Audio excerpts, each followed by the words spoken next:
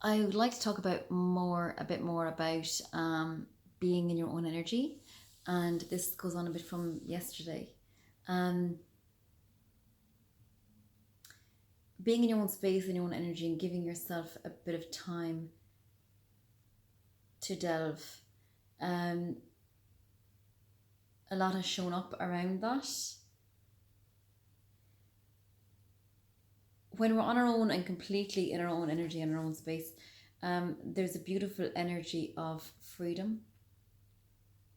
There's also a clarity around what we want for ourselves. There's a deeper understanding and I suppose, more insight into what feels good for us. Um, and also that peace, it's within that peace that we can sense other people's emotions, thoughts, and feelings more distinctly. Um,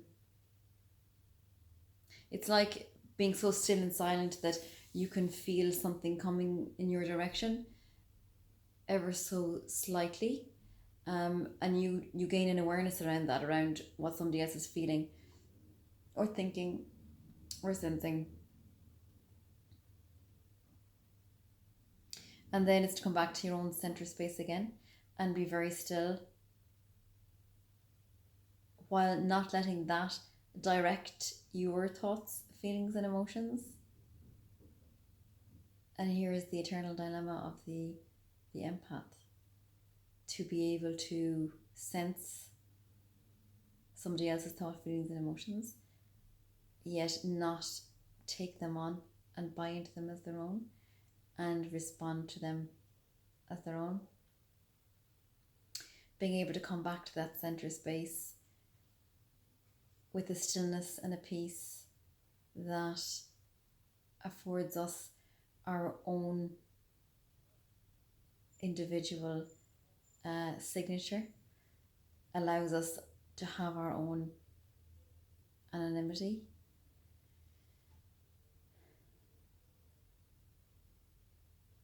You know, um, that's like a daily practice, really, for anybody that can pick up on all of that. And even now, just to center yourself and breathe into that center space and come back to your true self.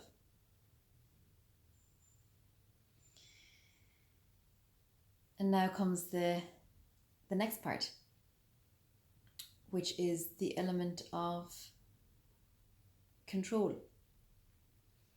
When we can pick up other people's energies, this means that we are, I suppose, by nature free, like a sprite, and it makes us vulnerable to other people's thoughts, feelings, and emotions. And it also makes us vulnerable to other people's agendas and manipulations, their choices. It's really important that we are able to administer boundaries, which is the one of the really cool things that you learn to do in therapy.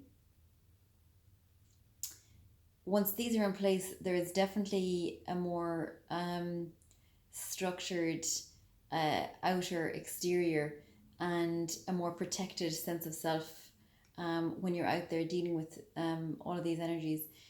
It also allows you to be able to,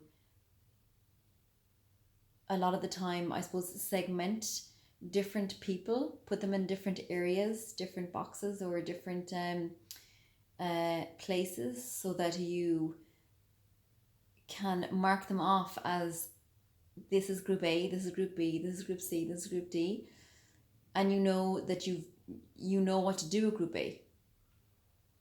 Group A is the no-go area, you know, um, depending on what's good for you. You also know where you stand with people. You know, it's a sense of strength that you have around being able to differentiate between what is good for you, what is not so good for you. Um, discernment is a big part of that. These are all helpful ways to manage yourself around other people's energies. Um, Going back to the control part, it's a really interesting part, and it's really important that you move step by step, because control begins very, it's very slight when it actually begins, and by the time you realize that you know, are maybe living somebody else's life, or you're fulfilling somebody else's desire for you, um it's gotten to the point where it has become so embedded and you're so used to it now.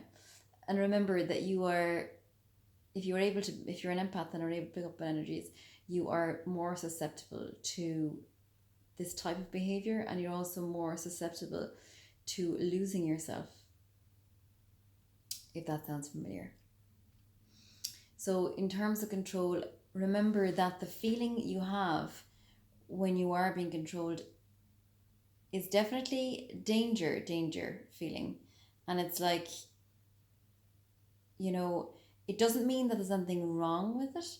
It just means that it doesn't work for you.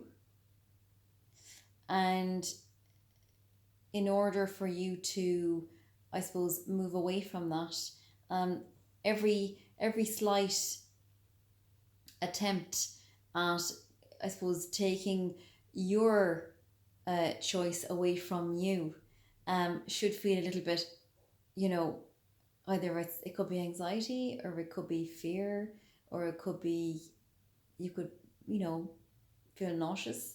There definitely should be some response to somebody either trying to take away your element of choice for you, which is pretty much everywhere. I mean, everyone at some point, you know, experiences this, where your body, your ownership over yourself should never be up for debate. Let's put it that way. You are responsible for you. You make choices for you, and nobody should make choices for you. Nobody should take, and even worse than someone making a choice for you is somebody taking away your choice. They're taking it from you, your choice, and you are you, and your choice is your choice. And that is the optimum, like, level of control. When somebody doesn't see you as a separate being, they see you as something that they own, or that they, or that is part of them, so much so that they don't see you as another person. And if somebody doesn't see you as another person, there's a huge danger around that, because now you have no choice, you have no personality, you have no interests, you have no desires. So where do they all go, you know? It's just so important to remain yourself. And if you deviate away from that, or feel like you're losing yourself, or you feel a bit lost, remember, you need to just start stepping back one step at a time, until you come back to your true self, which is peace. There should be a peace, just peace and calm. When you know that you're in your own body, then, and only then, is when you make your choices. When you feel really strong, you feel deep inside that you are you, then make your choices. I hope this helps in some way, and talk to you again.